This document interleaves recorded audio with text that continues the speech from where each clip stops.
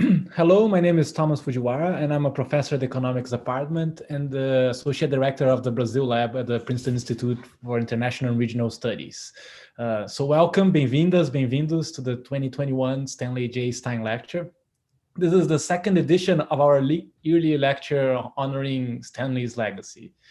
So Stan joined Princeton's history department in 1953, and he remained here until he passed away in December 2019, when he was 99 years old.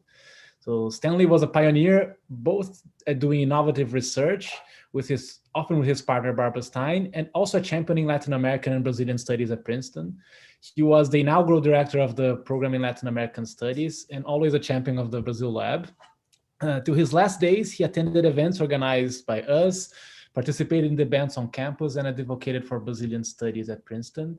He visited courses on Brazilian history and left students deeply impressed by his vibrancy. Stan is the author of an absolute classic on slavery in Brazil called Vassouras, a Brazilian Coffee Counting 1850 to 900, and has long been interested in the history of slavery and the Atlantic slave trade. So it is particularly fitting to have today Roquinaldo Ferreira and Isadora Moura, two historians working on slavery in Brazil, to honor Stanley's legacy and give us this lecture. Roquinaldo is the Henry Charles Lee Professor of History at the University of Pennsylvania. He's a leading scholar on the Atlantic slave trade, focusing on both sides of the ocean, say both Brazil and West Africa, and its many connections. His latest book is titled The Cost of Freedom, Central Africa in the Age of Abolition, and is forthcoming at Princeton University Press. We look forward to his presentation. We are also happy to have Isadora Moura as a discussant. Isadora is an assistant professor of history here at Princeton. She also focuses on slavery in Brazil and the Atlantic world more generally. She's currently working on a book titled An Afro-Brazilian Atlantic, Slavery and the Anglo-American Abolitionism in the Age of Emancipation, which is currently under contract with the University of Pennsylvania Press. So our format today is the following. Roquinaldo will speak for 35 minutes. Then we will hear the discussion from Isadora, who prepared comments and questions. Roquinaldo reply, and then we'll collect questions from the chat. So let me be clear, you should all feel free to post your questions on the YouTube chat, right next to the video. And I will collect them and pass some of them along to Roquinaldo in the later part of our event. And so without much further ado, let me allow Roquinaldo to start, please. So, good afternoon to everybody. I just want to begin by saying thanks for the invitation. It is really a pleasure to be here and to be able to share a little bit of my research with you all. For the sake of time, actually, I'm going to use a PowerPoint presentation, which will give us an overview of the project that I'm developing now towards the book. And also it is a PowerPoint presentation that's meant to complement the paper that I sent to Princeton. In the paper, what I do is very much microhistory or global microhistory of Angola and Congo at the height of the campaign to end the slave trade.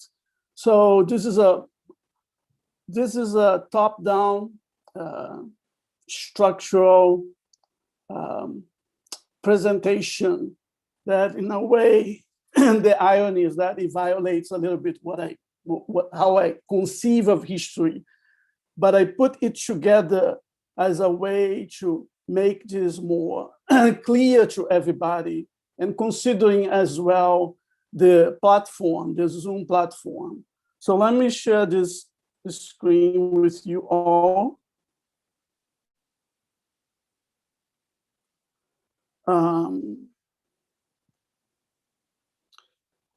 I want to give you a sense of the geography. Many of you might be familiar with that, but it makes sense to point out that this is a story that plays out on both sides of the Atlantic. In fact, one of the points that I want to drive home is that the connections not only with Brazil, but over time, particularly from the 1850s on, it develops as a connection with Cuba and the US as well. There are elements, there are precedents, there are antecedents to these new networks. But the height of this new slave trade is undeniably in the 1850s. So the geography is West Central Africa, and by that I mean the regions stretching from Luango all the way down to Benguela. What animates, what drives these networks is obviously the slave trade, which in the 19th century is very much centered in that region.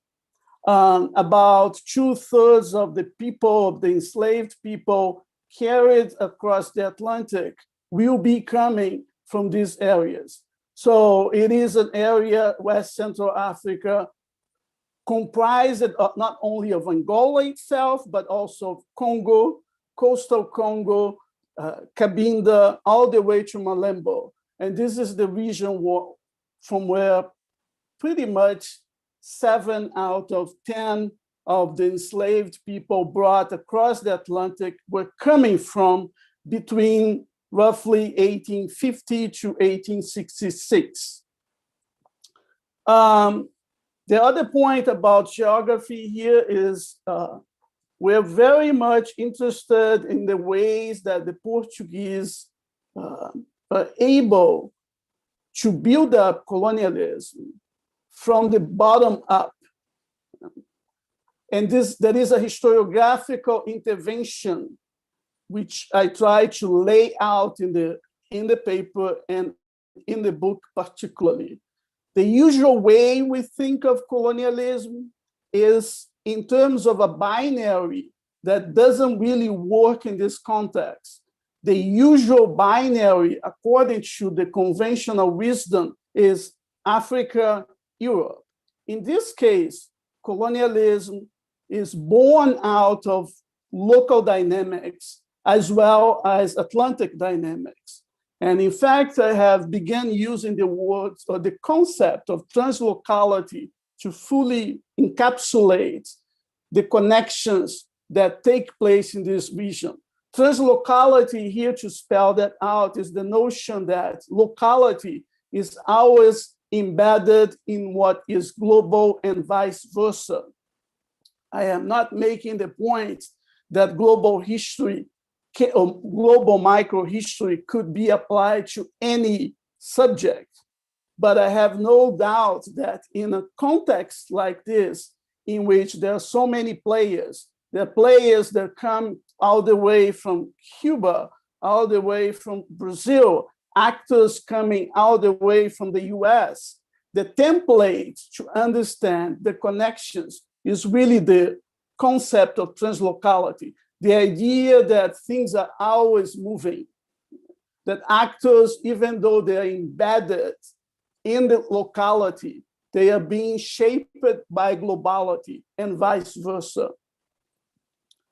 To zero in on the region that I'm really interested in, which again is stretching from Molembo all the way to Benguela.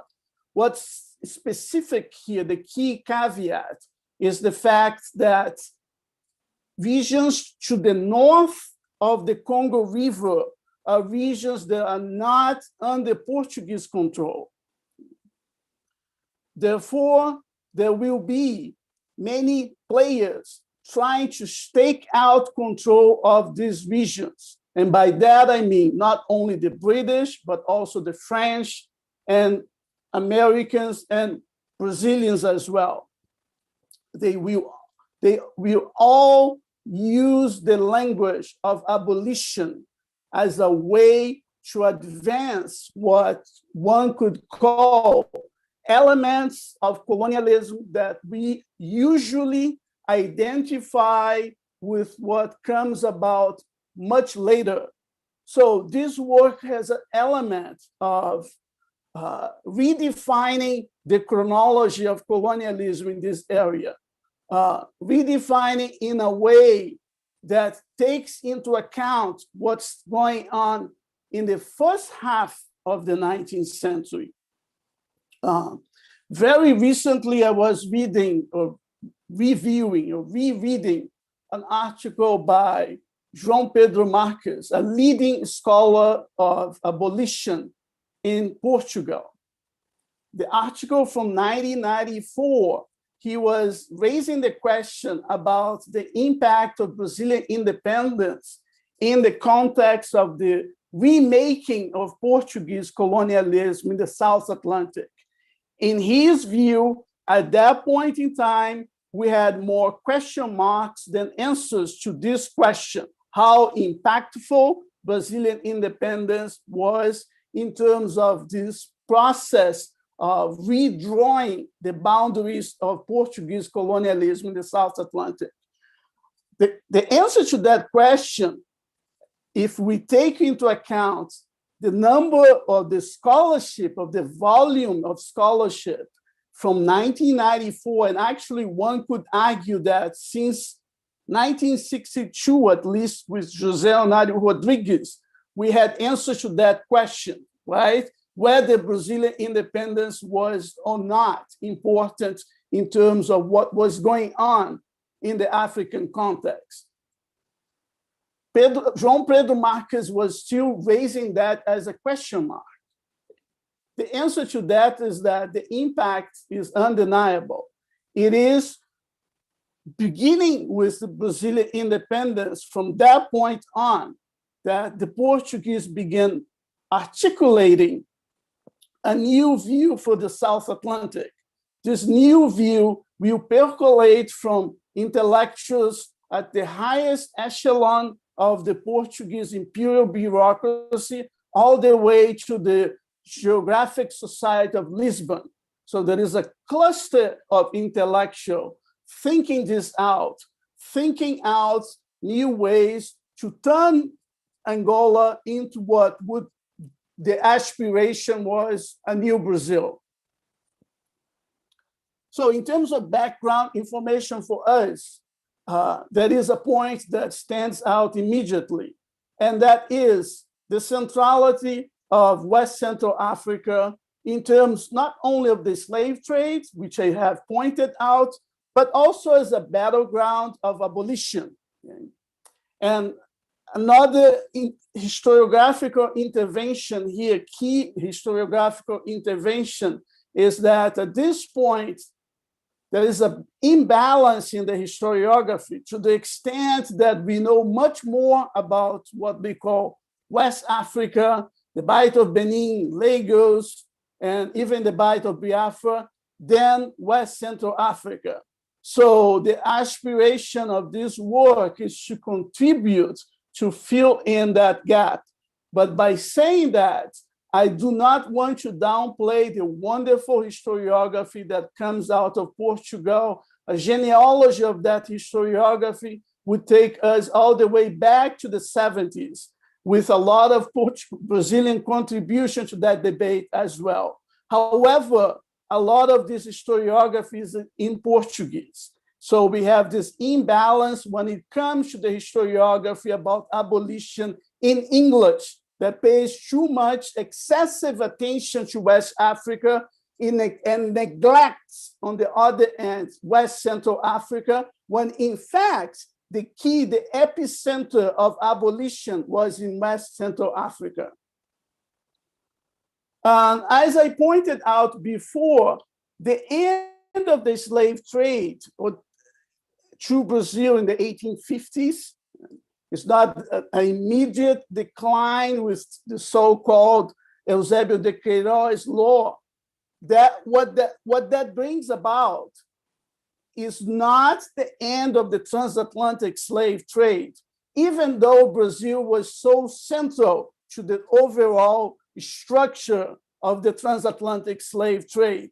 From that point on, Cuba will become the sole destination for the transatlantic slave trade, and all the infrastructure on the ground in Angola and Congo will be redirected towards shipping enslaved people to Cuba. So these are very complex networks, but the bottom line here is that a lot of it boiled down to the fact that the previous networks that would ship people to Brazil will then serve or will then be redirected towards sending people to Cuba. An important caveat here is that many of the characters, many of the slave dealers, and many of them are Brazilians, will be key players in that new slave trade. Now, I'm using the word new here. That word is probably misplaced because we do have antecedents to all this, going back to the 1820s. But my point is that these new networks will have the heyday will be in the 1850s. Another point about West Central Africa, for us to understand the backdrop or the background, is the fact that abolition is not only about ending the slave trade. Abolition is really a vector in the process to create new forms of forced labor. So this is actually a provocation. We look up to abolition. We look up to the legislation about abolition. We associate that with freedom. But my point is that it is from that legislation that we find exploitation in the wake of the transatlantic slave trade. That's a point that we can delve deeper into that later. A key takeaway point here is the fact that this is global. Global to the extent that in order to come up with new forms of forced labor in the region, the Portuguese will be paying attention to what was going on in the Indian Ocean. They pay very close attention to what was going on in the Spanish Caribbean, in Senegal. There are a circulation of information here, which is very much trans-imperial as well, and which will have an impact in the formulation of policies about labor regimes that will then provide or create slavery with another name, essentially. The implication carries way into the second half of the 19th century, and one could argue even beyond that. Now, I want to use the very title of the talk as an entry point to basically to spell out, to tease out what I really mean by entanglement. Essentially, I'm talking about the relationship that at that point in time, the relationship between Angola and Brazil, which at that point in time is very much bilateral. And Portugal is very much secondary to this relationship in the 19th century. A key caveat here is that this is a long relationship that stretched back all the way to the 16th century. It is also a relationship that hinges on the slave trade, undeniably. Ours global, even in the 17th and the 18th century, a relationship that mobilizes networks not only in the specific context of Brazil and Angola, but also networks that will stretch all the way to Asia. We will include Portugal as well. Portugal is not at all out of the picture. But it is a relationship that is defined by dynamics way beyond business. There's much more to it than merely the awful, oppressive, heartless business of the slave trade. It is a relationship that has a lot to do with the way that Portuguese colonialism functions. And actually, one could make the point that any colonialism at its early stage functions, even later on, the development of colonialism outside Europe implies circulation. So what that means in the Portuguese case is that one can be a governor of, say, Goa in India. The same person can pop up in Mozambique and later on will turn up in Angola or Brazil. So colonialism will then deliver us this very thick, close connections. A governor of Brazil, in other words, could become a governor of Angola and vice versa. And by virtue of that, you have connections that are created between these two colonies. Of course, this is a very big problem for the Portuguese in the 19th century. It was not a problem at all, these connections, when Brazil was a colony, right? The Portuguese are benefiting from this. They capitalize off these networks. But to the extent that we get to the 19th century, to the extent that we have Brazilian independence, it becomes a huge geopolitical problem for the Portuguese, because Brazil will still try to have diplomatic ties with Angola, oftentimes going against the Portuguese, stationing diplomats in Luanda as early as the 1820s, doing that again in the 1850s. In addition to that, there are the military engagements. And we do find that prior to Brazilian independence in the 17th century, and they play a pivotal role in the development of this proto-Portuguese colonialism in Central Africa. But in the 19th century, Brazil is doing that on its own. And that annoys the Portuguese, to say the least. The former colony will become a rival in the South Atlantic. That's highly problematic.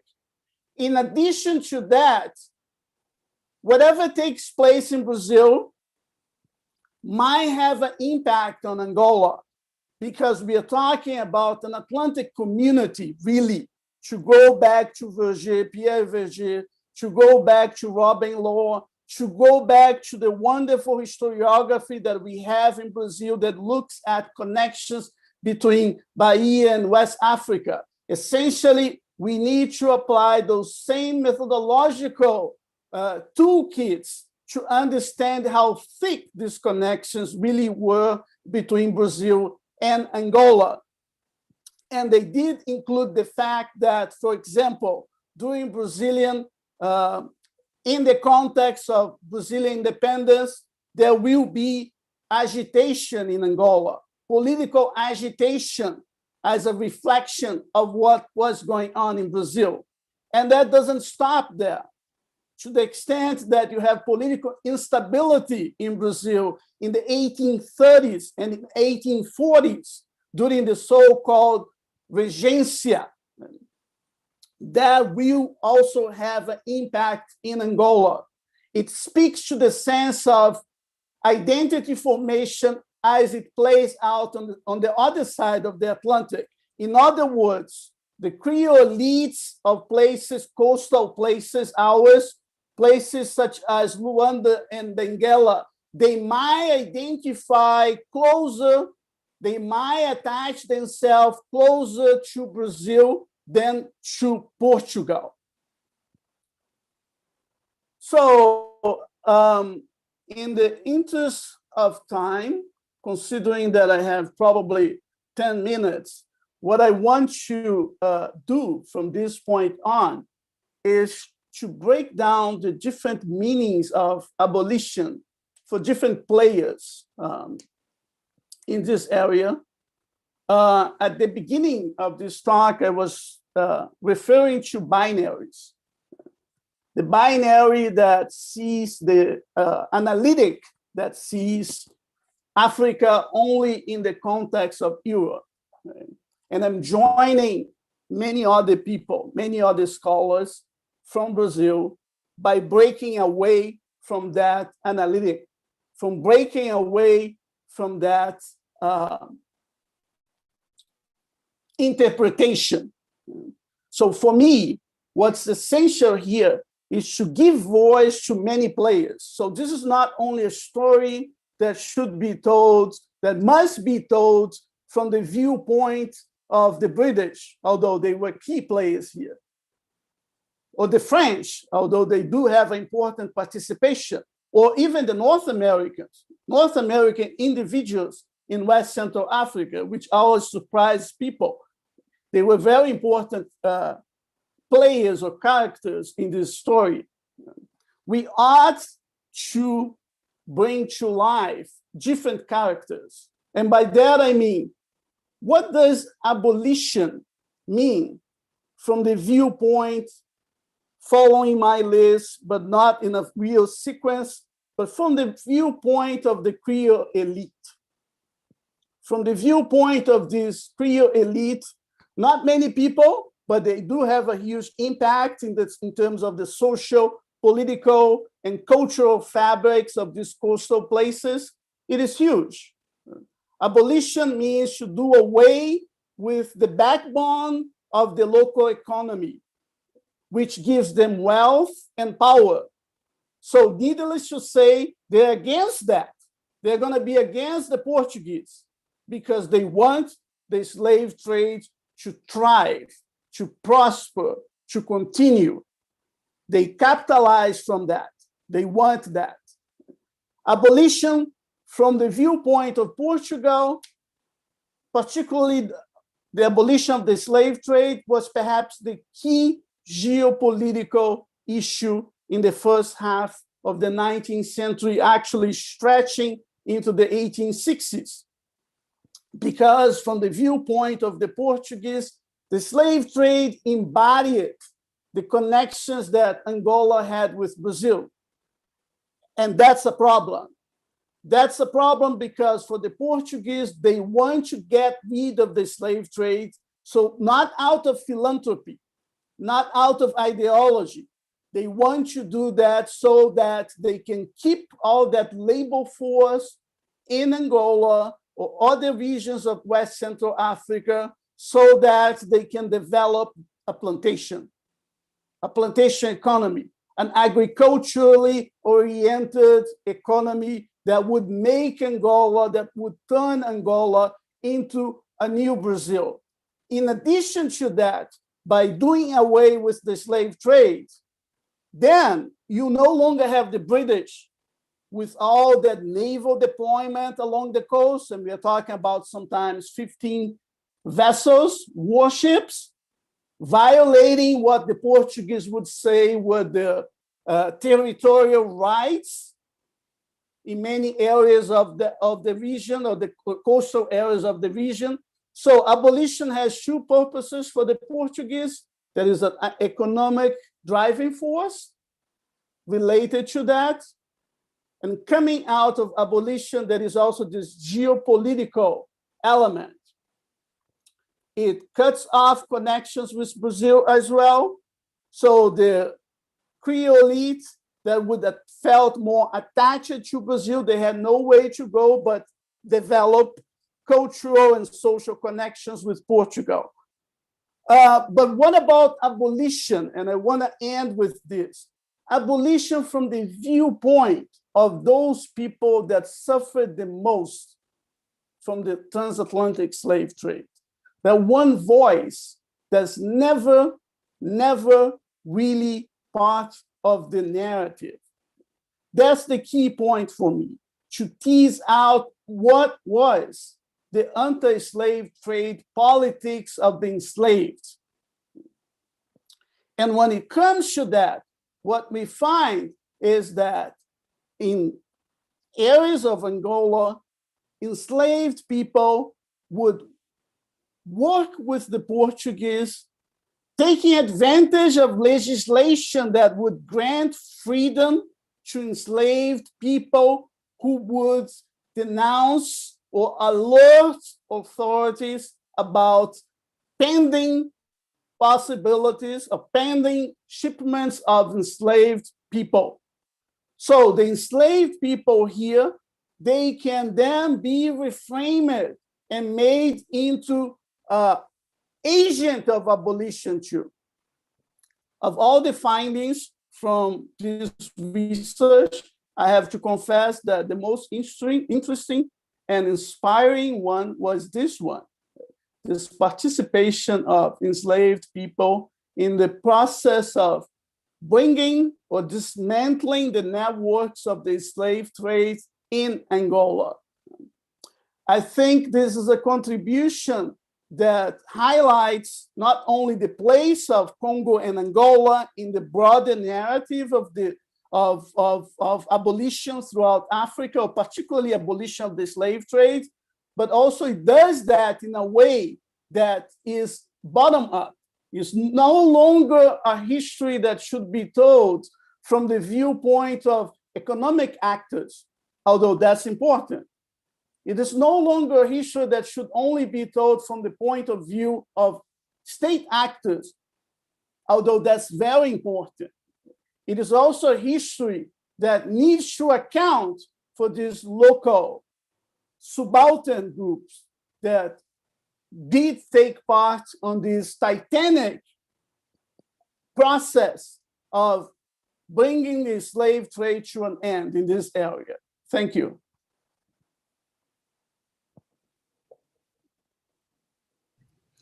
Thank you so much, Roquinaldo. It's like an amazing lecture presentation. So yeah, let me just pass the word to Isadora, who will discuss. So, sorry, just one thing I forgot to say. Yeah, so the chat on YouTube is open. If you have any questions, please post them there, and I'll collect them. And in the later part of the event, I'll pass them along to Roquinaldo. Thank you. Okay. Hello, everyone. Good afternoon. Boa tarde a todos que estão escutando a gente, assistindo no canal do Brazil Lab no YouTube. Thank you so much, Professor Ferreira, for coming here today and sharing your research with us. I first wanted to thank the Brazilian Lab for thinking of me and allowing me to be here today in conversation with Professor Ferreira, who continues to be such an inspiration for the work that I do. I'm always very excited to hear about his research, and I am very honored to be here to just give some comments and offer some questions to get us started. So I'm gonna take just a brief moment to talk about. I'll try to adapt a little bit the comments I was going to make, because I had access to the written version of the talk, which is a little bit different from the focus of the talk. So I'll try to adjust it. But the idea here is just to get the conversation started here today. So thank you, the Brazil Lab, for having me here. So what I continue to learn from Professor Ferreira, and I think what he did here today, even though he tried to show us a more kind of macro structural analysis, is that he models for us what a transnational approach to history looks like. By focusing on the entanglements between Brazil and West Central Africa in the mid-19th century, he brings into view a world of familial ties, economic connections, information flows, slavery, and relational identities, spanning across an ocean of distance. Or better yet, how, as he remarks in the written version of his talk, the ocean is rather, the Atlantic Ocean in this case, obviously, is rather what approximates Brazil and West Central Africa, Brazil and Angola. It is the conduit for a multiplicity of exchanges that take place in the daily experiences of both ordinary and powerful people in the two regions. And I think in the end, the history that he writes destabilizes temporalities, geographies as we know them, by asking us to search for the meaning of colonialism, of race, of insurgency, in the movement between places, right? He asks us to connect microhistories across space and time. And when we do that, then Brazil and Angola emerge from the margins of a very Eurocentric narrative to actually shape 19th century history, right? And only then are we able to realize, for example, as he talks about in his paper, that in 1846 insurgency, anti-colonial insurgency in Benguela, Angola, needs to be studied in relation to the process of Brazilian independence from Portugal in the 1820s. So Professor Ferreira snatches the abolition of the transatlantic slave trade out of the usual economic frameworks that center on the business of human trafficking, to think about it, and here I quote his text, as an episode of identity formation in Luanda and Benguela, a turn towards more rigid race relations in coastal Angola, as well as African resistance to Portugal's expropriation of African land. And here I end quote. So he is interested in exploring, right, the meanings of the slave trade from the point of view of the actors that actually shape it, and understand what the slave trade, for example, means politically, right, for these entanglements between Brazil and Angola. So instead of going very much into the paper, I would just like to highlight in general what I think are the main takeaways, right, from Professor Ferreira's work, and some issues that we can reflect upon today. One of the things that I found really fascinating about his approach to the entanglements between Brazil and Angola is the fact that the slave trade, or the abolition of the slave trade in the mid-19th century, is also shaping a kind of anti-colonial consciousness in Africa, in Angola. So it's an anti-colonial consciousness among the elite in Benguela that is developing directly in response to the Portuguese slave trade suppression, that I found really, really different, and a really different way of thinking about the struggles against colonialism.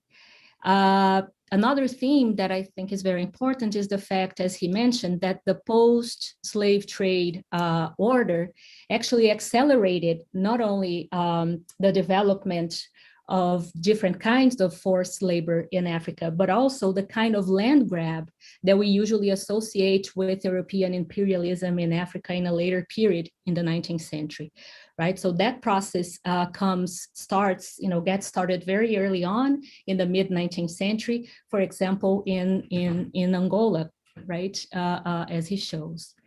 And for those like me who study Brazil, I guess Professor Ferreira's work always reminds me of how much the history of the nation state still prevents us from envisioning Brazil as an ongoing reference to African history. Right? It's not only a question of the cultural exchanges between, in this case, Angola and Brazil, but the fact that Brazilian history, Brazilian politics, racial politics included, are shaping the political history of West Central Africa in the 19th century. And then so many of these events that sometimes the Brazilian historiography describes as local, right? Like the Cabanagem or the Praieira revolts, the revolts of the Regency, they become global. We start to see, as Professor Ferreira said, the global in the local and vice versa, as we see these events reverberate, right, throughout the Atlantic. So I'll pose just two questions to kick us off. And my first question actually builds out of what I've just said. So there is a lot of talk today, nowadays, to use a trendy word, about the need to decolonize Brazilian history, right? To break away from a narrative of Brazil that is defined by Portuguese colonialism, and then to include other voices in history making too. And it seems to me that Professor Ferreira's scholarship what it really highlights is the fact that that cannot be done without reimagining Brazil's relationship with Africa in general. So my question would be, how can we take further these entanglements between Brazil and different parts of Africa to write a history that is actually accountable to all, right? That breaks with the hierarchies of knowledge that we are so used to when telling the history of both places. And my second question has to do with the impact of the slave trade in African societies.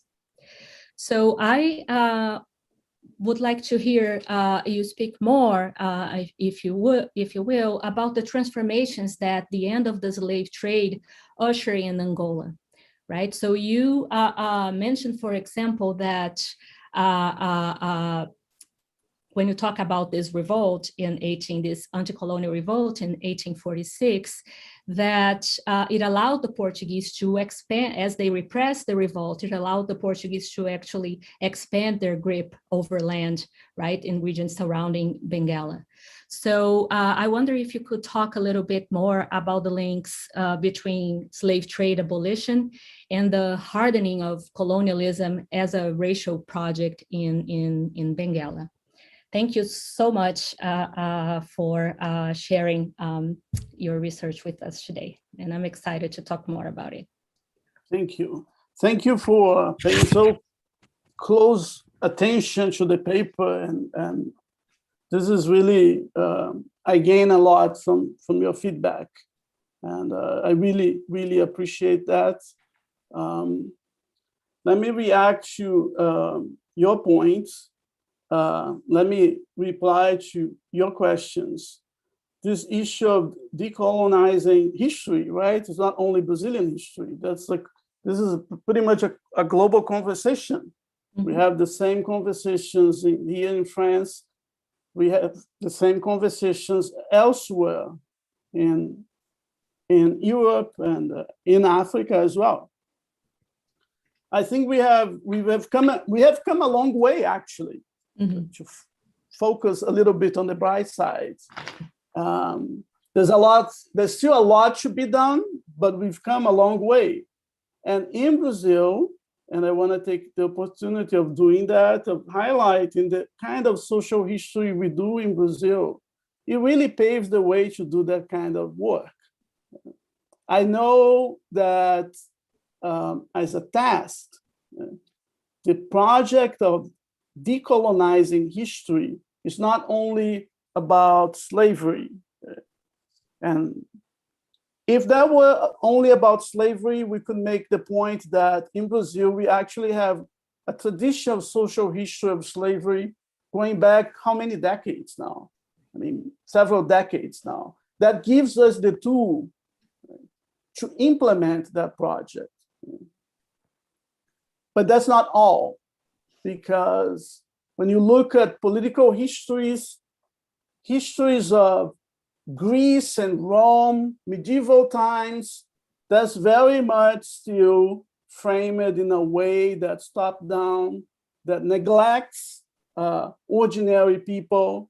So the irony is that when it comes to the historiography, we have made advances or progress, historiographically speaking, which are not reflected in other fields of historical inquiry, right? But I would argue that that's a project that we need to pursue. And I would argue that by using the tools of social history, we would be equipped to do that. What that means precisely, more specifically, to give more clarity to what I'm saying, is that we need to go back into the archives. I'm fully cognizant that many people are suspicious of the archives. The archives are seen as sites of silencing ordinary people. Archives are seen as places or sites that only reflect the viewpoint that's almost by definition white or European or Eurocentric. I would argue that with the tools of social history, by following on the heels of the many masters we have in Brazil, but also outside Brazil, we could pursue further this project of decolonizing history. And Africa is central here. Africa is very much part of the debate in Brazil. I don't want my misconstrued as though I'm saying that Brazil is not moving forward. In history, when it comes to historical inquiry, we have the conversations in Brazil. We see that everywhere. It's one of the most vibrant sites when it comes to that sort of conversation. So actually my note here is of hope, okay? Let me move on to the second question. And I wanna make use of this, the connection with the land grab that you pointed out, to say that no book is put together in a void, in a vacuum. Okay? This book, or this book project, with all its imperfections, okay, it actually relies on extremely good scholarship by many colleagues. The notion of land grabbing, for example, is something that we do. It does stand out in the historiography, but it's also me interacting with my colleagues' scholarship. So I want to give credit to that here, okay? Particularly the work of Mariana Cândido, who has done so much to call attention to that connection. When it comes specifically to the revolt, which for the Portuguese was anti-colonial, but perhaps it was a nativist revolt. Land is critical. The Portuguese would say that the revolt was driven by racial animosity towards European. So Africans were anti-white people. As we dig deeper, what becomes clear is that the framing is meant to hide a conflict that was very much rooted in issues related to land, ownership in that specific region of Angola. So it is the Portuguese or the associates locally trying to take away African land to develop a new economy. That's what sets in motion, to a large extent, the revolt led by that one extremely interesting character, José Ferreira Gomes.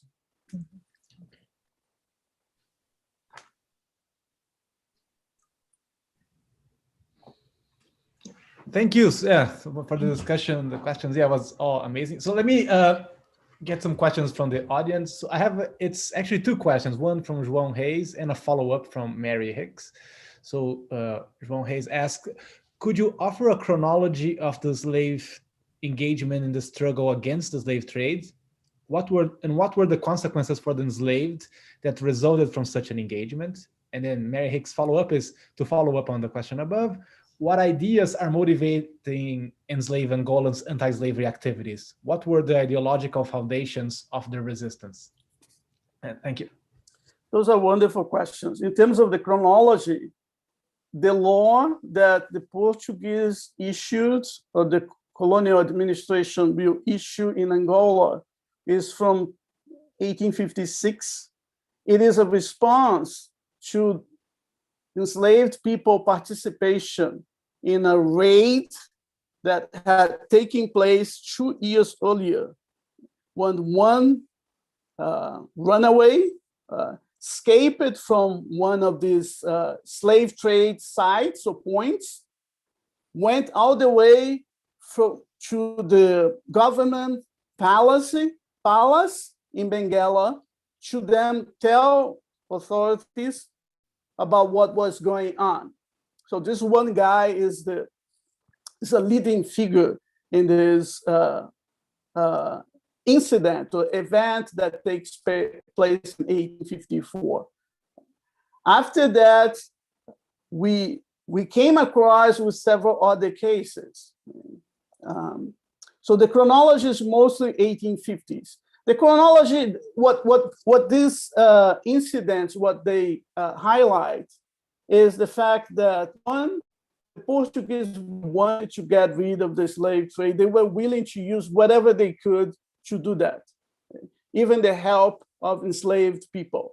From the viewpoint of enslaved people, to get to Professor Hicks' question, that has been my question for a very long time.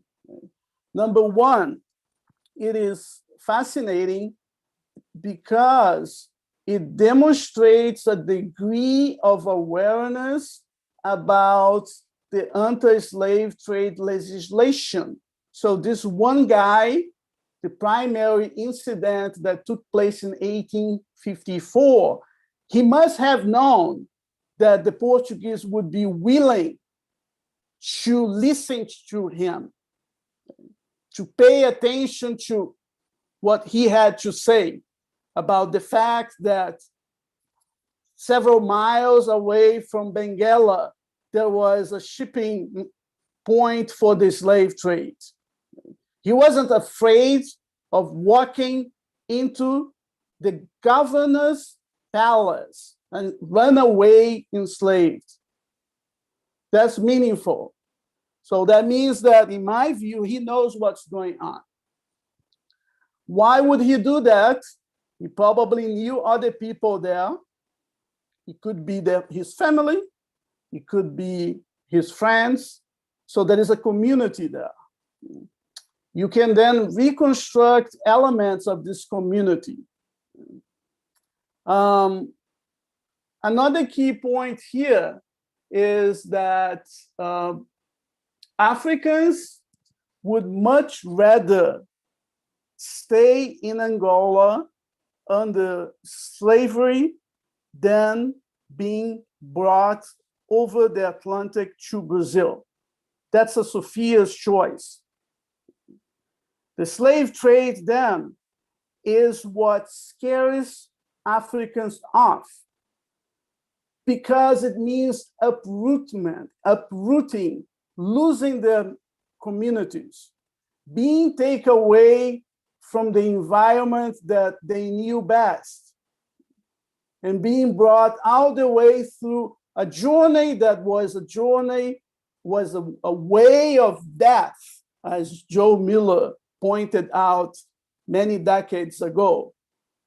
Between that journey, the Middle Passage, and toiling under slavery in Africa, they would much rather stay there. So that's an element that helps us understand a little bit of the possible rationale on the enslaved people side. Thank you. There's a question that it actually connects well with what we just mentioned from Roberto Guedes Ferreira. He asks, besides slavery, what new forced labor relations have emerged in Angola? How did the Portuguese slave traders react to the process of abolition of slave trade in Angola? Thank you. Very good question. The slave dealers will try to undermine the process, right? Slave dealers will be, by the way, they will be everywhere in the colonial administration to a very large extent. Other below governors, I would argue that many of the administrators had, in a way or another, an association with the slave trade. So that goes a long way to show how difficult it was, this task of ending the slave trade in that region. The bureaucracy, the state apparatus, which wasn't really big, it wasn't really heavy, was controlled by slave dealers. So to change that picture, they had to bring other people from Portugal. This is an era where you have a migration of people from Portugal to Angola. It's not a huge migration. The real migration is still to Brazil. Rio de Janeiro's population in the 1850s was made up of 25% of Portuguese people.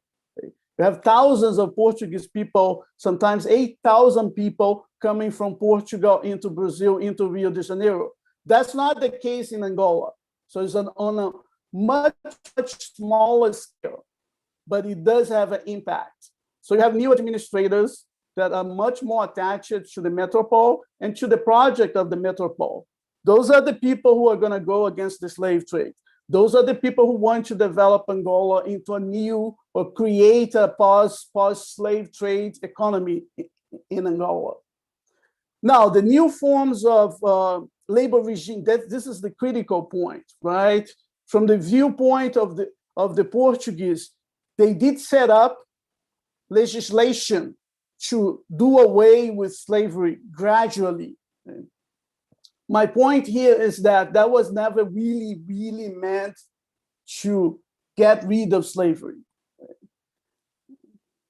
It was more, if it was meant to get rid of slavery, that was in Portugal. By the time the legislation began being implemented on the ground, it's different, because the people calling the shots, the people deciding how the legislation will be implemented, in many ways, oftentimes, they're the slave dealers or slave owners. So they don't want to break away from that labor regime. When they do need to do that, then they will use the anti-slave trade legislation, anti-slavery legislation to create new forms of forced labor.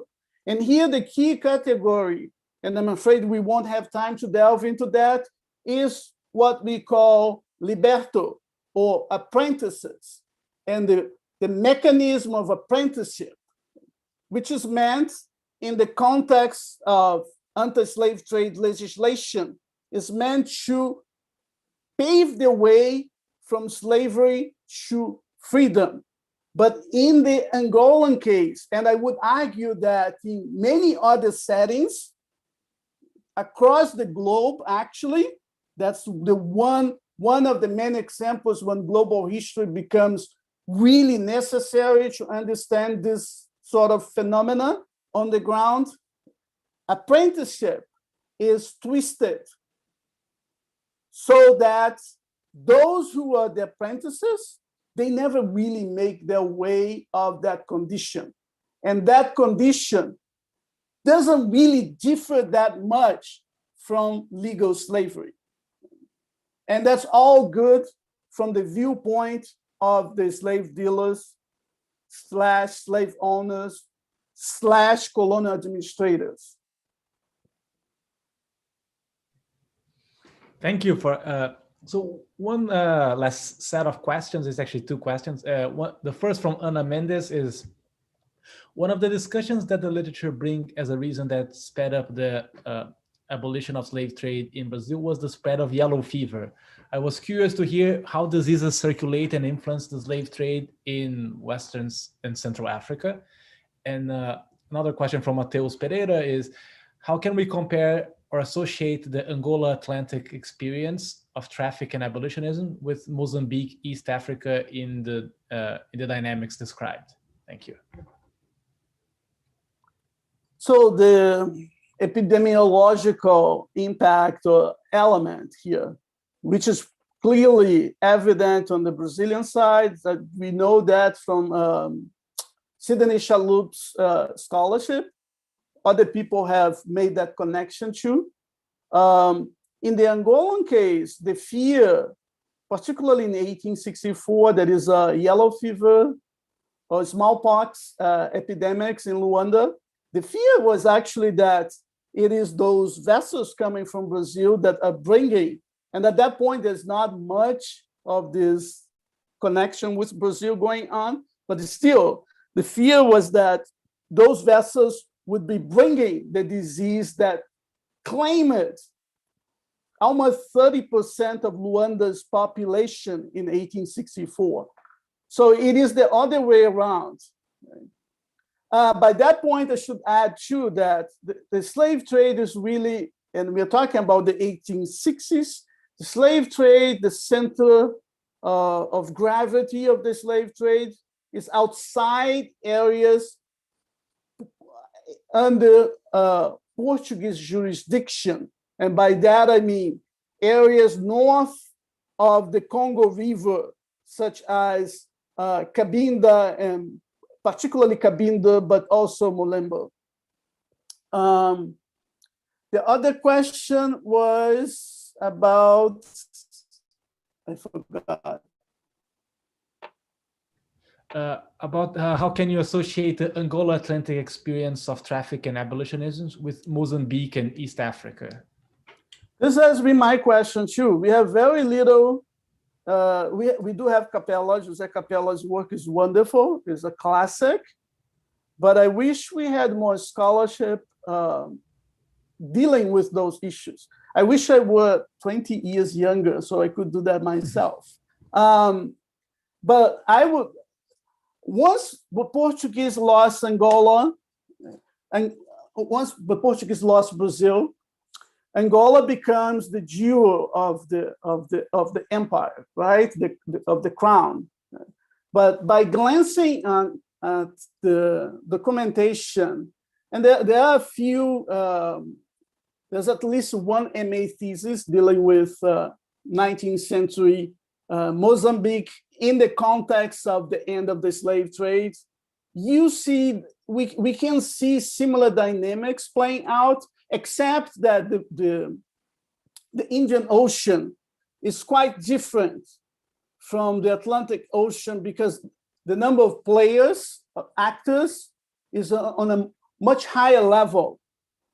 The one thing that, you know, an element of commonality here is that in both sides of Africa, East Africa and West Africa, in other words, both Angola, West Central Africa, and Mozambique, we do come across the development of this new French forced migration. In the Angolan case, you're going to see not Angola, but Congo, mostly the mouth of the Congo River, about 30,000 people that are taken from that region to the French Caribbean. And the numbers, I'm not sure about the numbers on the other side of Africa, but they are very significant too. I think the bottom line here is that in the wake of the transatlantic slave trade, in the aftermath of the transatlantic slave trade, and that goes back to Roberto Guedes' question, we see new forms of forced labor and forced migration popping up in different areas of the globe, including Angola, from Angola to São Tomé, or from Congo to the French Caribbean, but also from Mozambique to the French islands in the Indian Ocean. Thank you so much. And it is one last question from Carlos Silva Jr. is, Roquinaldo, could you tell us more about the new agricultural enterprises associated to the development of unfree labor in Angola in the age of the legitimate commerce? And legitimate commerce is in quotes here. Thank you. The real aspiration from the standpoint of the Portuguese was to create a sugar industry in Angola.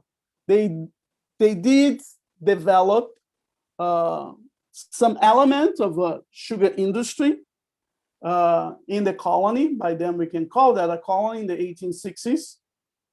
I've come across recently a list of farms in Angola. They had probably 15. It never really gets to match what agricultural production was in Brazil.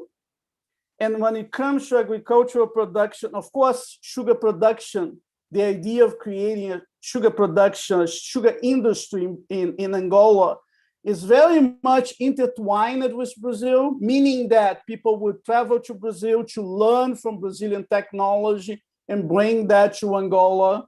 even though the Portuguese might be unhappy about that, the back and forth is still going on.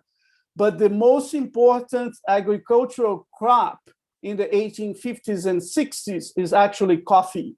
There's some cotton too, particularly around the time of the American Civil War, but that's very short-lived.